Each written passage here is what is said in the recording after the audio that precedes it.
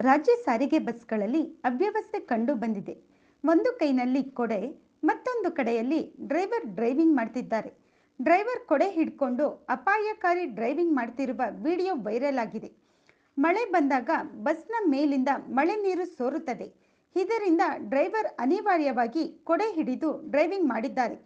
ಕರ್ನಾಟಕ ವಾಯುವ್ಯ ಸಾರಿಗೆ ಬಸ್ನಲ್ಲಿ ಈ ಘಟನೆ ಕಂಡು ಬಂದಿದ್ದು, ವಿಡಿಯೋ ವೈರಲ್ ಆಗಿದ್ದು ನೆಟ್ಟಿಗರು ಆಕ್ರೋಶ ವ್ಯಕ್ತಪಡಿಸಿದ್ದಾರೆ.